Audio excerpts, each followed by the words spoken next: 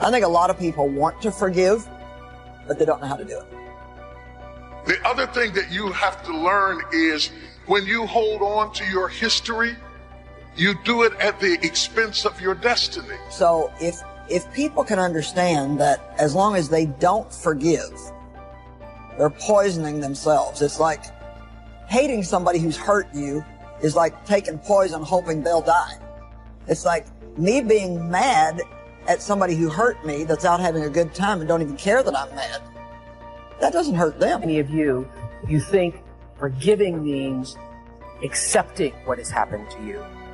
Well, it is accepting that it has happened to you.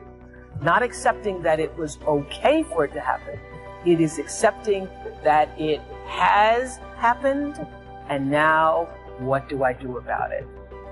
Giving is giving up the hope, not holding on, hoping, wishing that it could have been any other way than it actually was. Giving up the hope that the past would be any different. And when I got that, I think it took me to the next level of being a better person, because I don't hold grudges for anything or any situation, and neither should you. It's letting go so that the past does not hold you prisoner, does not hold you hostage. And are taught to think that it is powerful to hold people hostage with what they did wrong, that that's your power, that's how you get back. No, I didn't forget it. I'm strong and I'm tough. But it takes more strength to forgive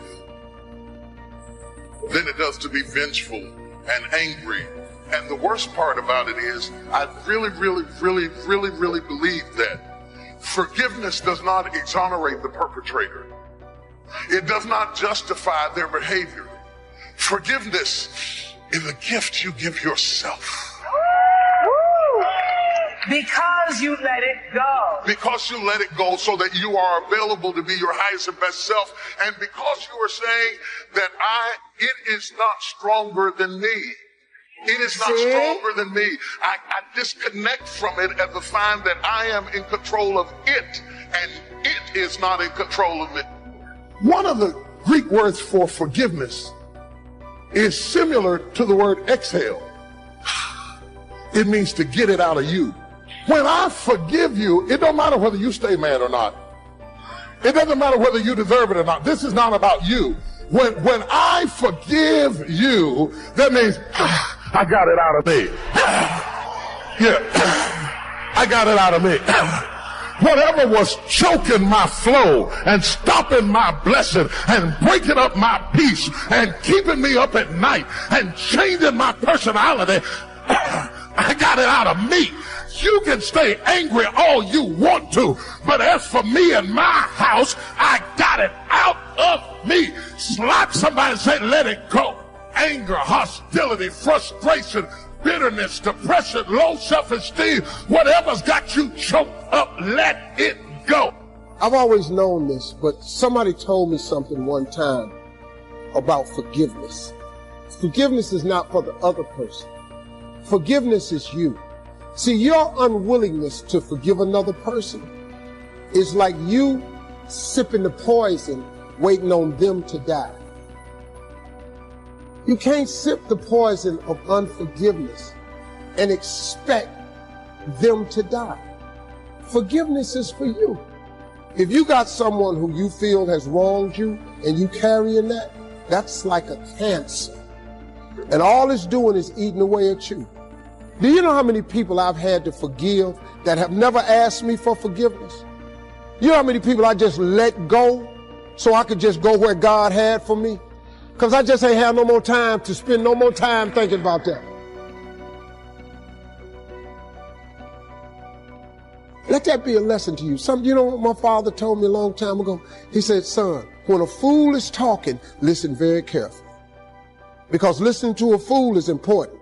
Because knowing what not to do is just as important as knowing what to do. Something else I heard somebody say. You can't drive your car looking in the rearview mirror. You can't. If you keep looking in the rearview mirror, you're going to keep crashing your car. There's a reason why the rearview mirror is this big and the windshield is this big. That's a reason for it. Because all the rearview mirror does is allows you to see what you've passed and to prevent what you've passed from coming up on you again. That's all the rearview mirror is for. The windshield is your future. It's where you're going. It's where you're headed. I hope you all picked up this today. And think about that, how that affects your life. Forgive and grow. I had to let that luggage go. You see, your mind is, you know, when you go into a service station to get gas, you don't go in there and just start pumping. When you push the lever up, it clears the previous bill. By the same token, if you want to begin to move, you've got to clear your mind of all the unnecessary luggage and baggage that's weighing us down. I couldn't move. I couldn't think about what am I going to do to get out of this situation because I was so concerned about what happened and what he did to me and how bad it was. I was so stuck in that I couldn't even focus on what I should have done. Feeling sorry for myself and angry, and none of that was taking me anywhere. So pretty soon I learned through effort, made a conscious, deliberate, determined effort. I had to let it go. I had to forgive it. Let it go and begin to focus on developing myself. And I say to you, you're going to have people to do things to you. Things are going to happen to you. And the most important thing to do is to harness your will and let it go and move so you can grow, so you can get on with your life. It doesn't matter about what happens to you. What matters is, what are you going to do about it? What are you going to do now, Les? Huh? How long are you going to tell everybody at the bus stop and anybody who would stand and listen to you? How long are you going to repeat the same thing over and over and over and over and over again? How many times do we have to hear that? Don't go around telling people what your story is. Everybody has a story. 80% don't care and 20% glad it's you. So how do you deal with forgiveness? Number one, forgive your parents. You do not become an adult until you have forgiven your parents 100% for every mistake they ever made. Remember, it's never too late to have a happy childhood, so just go back and forgive your parents. If they're no longer with you, forgive them and let them go. So the second thing, forgive any relationship that you ever had that didn't work out. Now this is hard because it's so personal and it's so painful. But if you can forgive your parents, it's a real good warm-up. Most people are still mad at their parents in their 50s. If you then forgive every previous relationship, you accept that you were at least partially responsible for getting into the relationship. You were definitely responsible for staying in the relationship. You just say, I am responsible, I am responsible, I am responsible. I bless them and let them go. And just let it go. Because in letting them go, you set yourself free. By not letting them go, you're keeping yourself in prison, in an emotional prison. The third thing that you can do is forgive everybody else. Forgive everyone else in your life that has ever hurt you in any way. Every past childhood slight, every sibling, every person in your family, every person you ever worked for, every lousy boss or person who cheated you, lied to you, robbed you, and everything else, and so on. I mean, just let it go. Just let it go. Remember, it's a selfish act. You're doing it for yourself. And finally, number 4, this is really critical, forgive yourself. Look, man, if you got something that's been bothering you in your life, get past it. See, if God wakes you up in the morning, it's a sign from God that he ain't through with you yet. That's why he wakes you up. When he's done with you, you won't wake up no more. But as long as he got something for you, he keeps waking you up. Why don't you wake up to go see what that is? He done got you past whatever it was. Whatever it was that's been on you, he done really brought you through it. Because he keeps waking, you're done. Don't lay that wallowing in your past, man. Your past is back there. I would rather show the world what love do through forgiveness than sit up in here and win a damn argument. Now, I have it on good authority. I've done some research on you before you came here. And I find that every single person here has done some wicked, senseless, brainless, foolish, cruel, idiotic, stupid things in their life. Is that true? Say yes. Yes. Let it go. And please understand this. The person who did those things no longer lives, no longer exists. The person you were in the past is a different person than you are today. The person you are today wouldn't do those things because you now have wisdom, you have hindsight, you have intelligence, you understand consequences.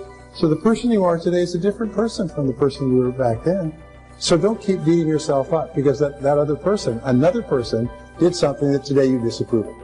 All right? Just let yourself go. Let yourself off the hook. And when you let it all go, it's almost like a huge burden off your back. You just forgive everybody and you forgive everything, and on a go-forward basis, you just forgive everybody. You don't have any negativities at all. No negativity toward anybody. You're just a positive person. And if you do that, if you accept responsibility, like yourself, and forgive everyone else, you become a truly superior person. Most amazing. Major reason for not having everything you want in America. Major reason for not having more of what you want in America. More health, more money, more power, more influence, more everything. Major reason why you don't get it. Simple answer. Neglect. Neglect. And here's the problem with neglect. It starts as an infection. And if you don't take care of it, it becomes a disease. And here's what else is the problem. One neglect leads to another. Neglect to do wise things with your money, you'll probably neglect to do wise things with your time. Neglect to do wise things with your time, you'll probably neglect to do wise things with your business. One leads to another, leads to another. Pretty soon, neglect has you by the throat, emptying your purse, emptying your heart, emptying all of your chances for equities and power and all the good things. Neglect. What if you should be walking around the block every day for your good health and you don't? I'm telling you, you're on the wrong track. You should do it, you could do it, you don't do it. That's called formula for disaster. All you've got to do is let that and a few other things accumulate for 6 years, and now you're driving what you don't want to drive, wearing what you don't want to wear, living where you don't want to live, doing what you don't want to do, maybe having become what you really didn't want to become. I'm telling you, that's it. Just neglect along, drift along, and it's got you by the throat. It'll take all your values, leave you with just a little bit of dust in the summer wind, and it'll soon be gone. I hope I said that well. That's it. It's where I found myself at age 25 until my teacher came along and said, Mr. Rohn, up till now you've messed up. Let's see if we can't clean that up, change it all. I did. Changed my life. Not just the money, all the rest of the values that came pouring in when I understood that it was me. It was me. Here's the problem with the least neglect. Neglect starts as an infection. And if you don't take care of it, it becomes a disease. One neglect leads to another. And the worst of all, when neglect starts, it diminishes our self-worth, our self-confidence, our self-value. You say, well, how can I get back my self-respect? I'm telling you, you don't have to go to 29 classes. All you have to do is start the smallest discipline that now corresponds to your own philosophy, like I should, and I could, and I will. No longer will I let neglect stack up on me so that I will have the sorry scenario 6 years from now, giving some excuse instead of celebrating my progress. Put some money in your new Investment for Fortune account. Today, start reading with intensity for your new Wealth of Mind plan. Today, write a postponed letter today. Make a delayed telephone call today. Pick up your camera and take a picture of something to start your new treasury of photographs today. Get some momentum going on your new commitment to the better life. See how many activities you can pile on in this first day. This journey that I'm on, and knowing that the distance ahead for me is shorter than the distance I have come thus far. I want you to write this down, please. Write this down. And that is, live with a sense of urgency. Live with a sense of urgency. And people that are living with a sense of urgency, they spend their time doing things that's them. This, what I'm doing now, this is me. It takes such a desperate, obsessive focus to excel on the level that I want to make movies. You know, I was Star Wars when I was young. I sat in the movie theater and watched Star Wars, and I just couldn't believe that movie made me feel like that, just floored and just stunned by the creativity. And just, I'm realizing that in order to move people in that way, in order to touch people in that way, you really got to focus. You know, you kind of have this idea that a chimpanzee troop is driven, let's say, by the most dominant, powerful male, the most aggressive, cruel, tyrannical chimpanzee dominates. And that isn't what Friends to Wolf found. What he found was that in order that those sorts of chimpanzee troops have leaders that meet very violent ends, because no matter how tyrannical you are as top chimp, 2 chimps 3/4 your size can take you out. And they will. And chimpanzees are unbelievably brutal. I think about how many times I've closed the door. I didn't think something would work out, and God came through my doubt, through my fear, through what I thought was impossible. When we wanted to build a new auditorium, twice the land we found was sold out from under us. The first time it happened, I was certain that was the enemy trying to take our property. I kept praying, believing, hoping.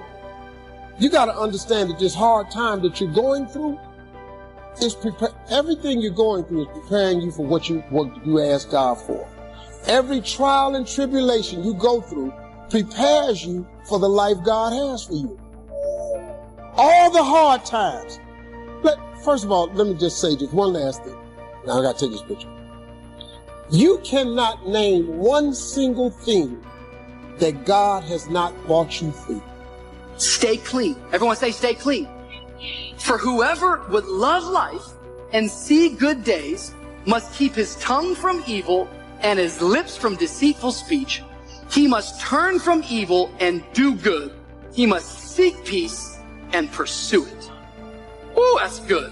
Let me just tell you something right now. Many of us, we continue to suffer because we don't have control of our mouth. You either control your mouth or your mouth is going to control you. It's only because you have a job that you're able to survive. Most of us want more than what we already have. But the fact that you do have, and you're being mean, you have an attitude, everything about what you've been doing is basically self-sabotage. You're trying to, it's like, okay, here's a blessing, here's an opportunity right here in front of me. I'm gonna use my charm to get in the door, and then I'm gonna become an asshole. Self-sabotage, self-defeat. Here's how you change. 5 simple, quick steps, and then I'm going to give you a little tool that if you want to, you can go online and really make a change with. If you're going to change your life, step 1, I don't care if something has happened to you. You know, somebody has spilled oil all over where you fish. It's disgusting how they dealt with it, but it's happened. You got to deal with it. Something's happened. Someone in your family's been injured. You've lost your job. I don't care what the problem is. If you're in a crisis, step number 1, see it as it is.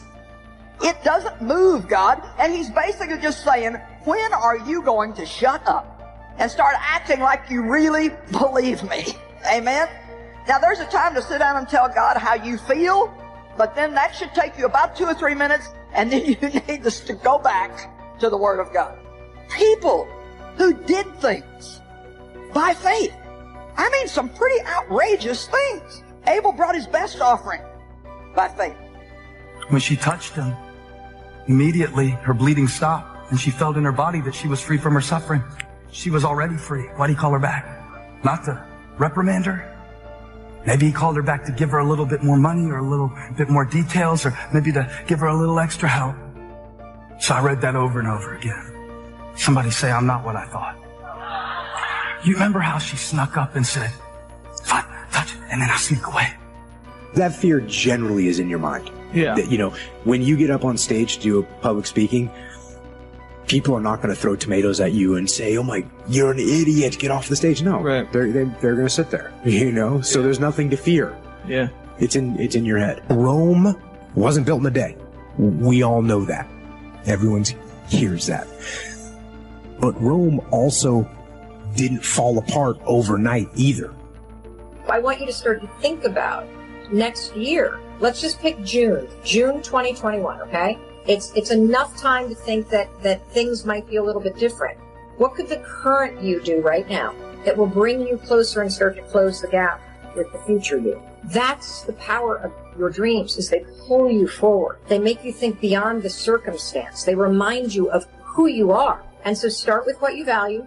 Start with the stuff you don't like that's happening right now in your life. Go all out. Break away from the negative downward pull of gravity. Start the thrusters going. Prove to yourself that waiting is over, hoping is past, and that faith and action have now taken charge. It's a new day, a new beginning for your new life. If your comfort zone is this big and you stay in your comfort zone, that's where you'll fail. In order to succeed in life, you have to step outside of your comfort zone. But I want to tell you something about yourself. All of you are equipped to live outside of your comfort zone. See, a lot of people are afraid to jump. A lot of people are afraid to take chances. A lot of people are afraid to put things up for risk. And you shouldn't be. Now, you can be afraid, but you should learn how to go ahead anyhow. See, because let me show you something about yourself.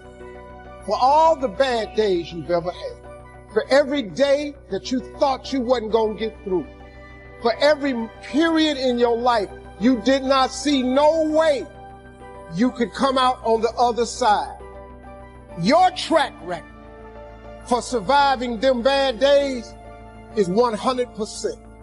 You have survived every single one of them. Your track record for surviving bad days, y'all, is 100%. And that's pretty good. You can't name one bad day you ain't got through. I have a life of convenience.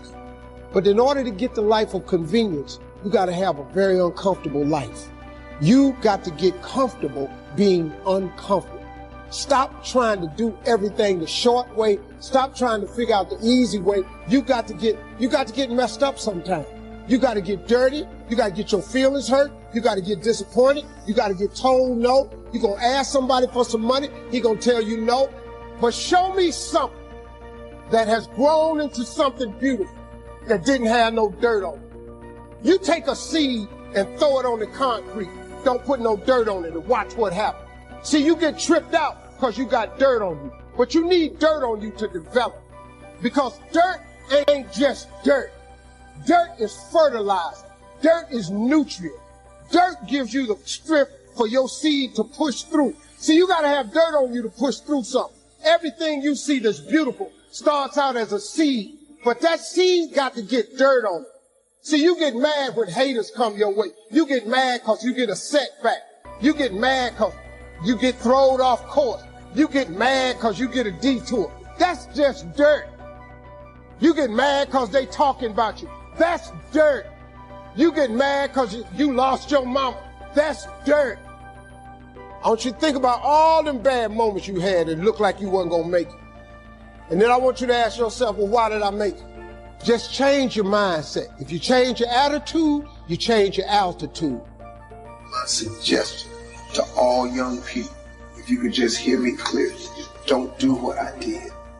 Mess off all of their 20s. From 20 to 29, they just jack it off.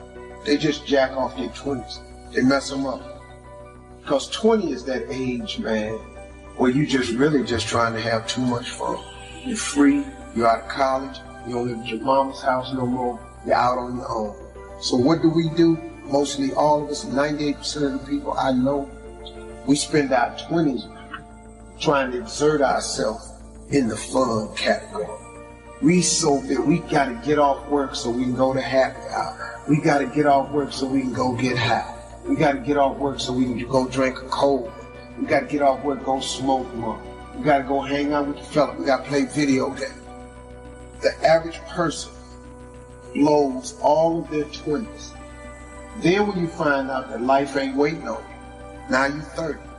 Now guess what happens to mostly all of us, including myself. I spent all of my 30s trying to do the things that I should have been doing in my 20s. So now my life is behind. Now you look up and you're 40s. You in your 40s. And now you're trying to do the things and have the things that you could have had in your 30s, man. Had you just done what you should have did in your... And then the tragedy starts to occur. You look up and you're 50. Now that don't mean it's too late for you, because it wasn't too late for me. But you look up and you're 50. And now all of a sudden, all through your 50s, you trying to create and have a life that you could have created and had in your 30s. My hero. That's who I chase. Now, when I was 15 years old, I had a very important person in my life come to me and say, who's your hero? And I said, I don't know, I got to think about that. Give me a couple of weeks. I come back 2 weeks later. This person comes up and says, who's your hero? I said, I thought about it. You know who it is? I said, it's me in 10 years. So I turned 25 10 years later. That same person comes to me and goes, so are you a hero? And I was like, not even close. No. She said, why? I said, because my hero is me at 35. So you see, every day, every week, every month, and every year of my life, my hero is always 10 years away. I'm never going to be my hero.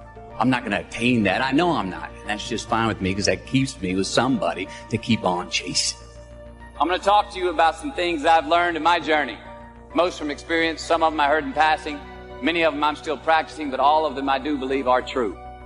Life is not easy. It is not. Don't try to make it that way. Life's not fair. It never was. It isn't now, and it won't ever be. Do not fall into the trap, the entitlement trap, of feeling like you're a victim.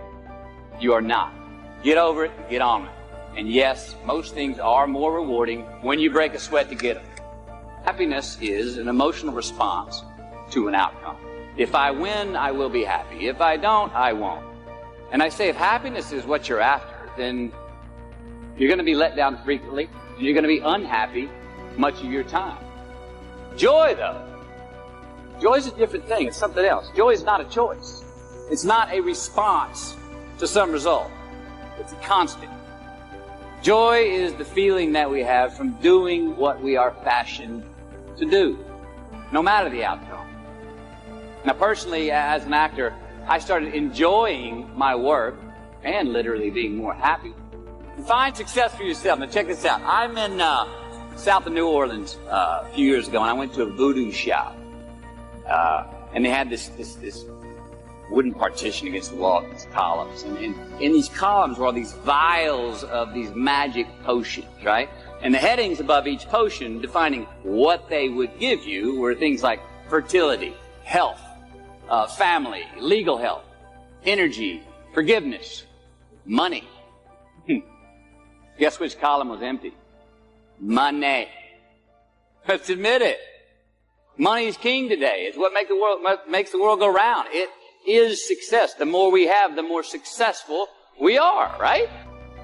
Now, I would argue that our cultural values have even been financialized. Humility is not in vogue anymore. It's too passive. It's a get-rich-quick on the internet, richest 15 minutes of fame world that we live in, and we see it every day. But we all want to succeed, right? So the question that we got to ask ourselves is what success is to us, what success is to you. It's to you. It's to you. It's to you. It's to you. So now, since your brain is in two halves, let me show you how this works. You wake up in the morning and you say, man, I don't feel myself today. I got up on the wrong side of the bed. I'm not a morning person. Forming negative. Hears that. He steps to the front. He said, what did you say? You say, I said I woke up on the wrong side of the bed today. I'm not myself. I'm not a morning person. He says, you got it right away. He said, hey, the boss just woke up and said he's not a morning person. He's having a bad day today, and he ain't feeling himself. Let's get to work. The million factory workers start producing thoughts to justify what you just said. So now guess what? Man, I hate my alarm clock went off this morning. I got to get out here in this traffic. I want to drive down here today. I don't even like these people on my job. I can't stand this car I'm finna get in this morning. Sure wish I had a new car, but I'm driving this ragged-ass car. And on and on and on. And your day starts tumbling into what you ordered at the top of the day. You could wake up in the morning and you say, you know what? Today is going to be a great day today. I expect something really good to happen for me today. He said, what did you say? You say, I said I'm having a great day today. I expect something good to happen today. Forming positive turns around and goes, all right, let me have your attention. Steve's having a great day today. He's expecting some wonderful things to happen. And man, let's get it going. And they start manufacturing thoughts. Same brain. Man, I can't wait to go to work today. It may not be the job I want, but at least I got a job. I'm so grateful I got a car to drive to work today. Hey man, at least I got a check coming in. I appreciate the fact that I don't have a car, but at least I can walk to the train. Man, this is going to be great today.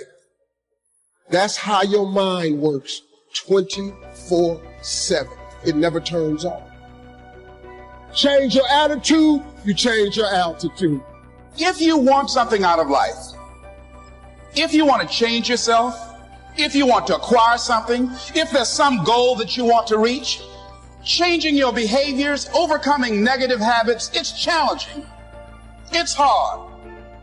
Most people go through life never discovering what their talents are. Most people never develop their talents. The only thing that's going to make you happy, my friend, in this year or any other, is to step up. It's to raise the standard. It's to discover what you're capable of and feel that incredible power of pushing through whatever's holding you back and get to the other side of more of your true self. That's what this game's all about. When you step into your fears and continue to push yourself to go on, something happens for you. If you look at somebody who's really successful and you think, wow, I mean, they're so amazing, they're such a genius, you got to dig underneath and you got to remember something. People are rewarded in public for what they've practiced for years in private. Telling the guy the problem is you're on the phone with these great ideas, you got great statements, you sound deep, but your life does not model anything you're talking about. You don't get out of life what you want. Athletes in the world. What gives you the right to talk to him? What gives you the right to talk to a 4-time NBA champion? What gives you the right? I need to look at your life and see how you got the right to talk to this guy. There's a lot of opportunities in this place. What gives you the right to earn them? What gives you the right? And when you can answer that question, there's nothing you can't have. What gives me the right? I was homeless. I slept in abandoned buildings. Now I own a company that's $1 million. We're right here at the million. Daddy could own everything and be a billionaire. But the drive he had to get the billions, he can't take you to Walmart and buy the drive. If you don't develop the courage to do that which has been given you to do, and you spend a lot of time going around trying to convince other people or trying to get their approval, what will happen is that you will lose your nerve. And other people will convince you that what you're doing doesn't have any value, and you'll give up on your dream. How much time do you have left? How much time do you have left? When you start thinking about that, we don't know. Most of us don't use the stuff that we have brought into the universe. Stop wasting valuable time. If you want something, you have got to be relentless. You've got to learn how to become resourceful. You've got to learn how to become creative. The power to hold on in spite of everything. The power to endure. This is the winner's quality. The hunger, the ability to face defeat again and again without giving up. This is a winner's quality. What this power is, I cannot say. All I know is that it exists. And it becomes available only when a man or a woman is in that state of mind in which he or she knows exactly what he or she wants and is fully determined not to quit until they find it.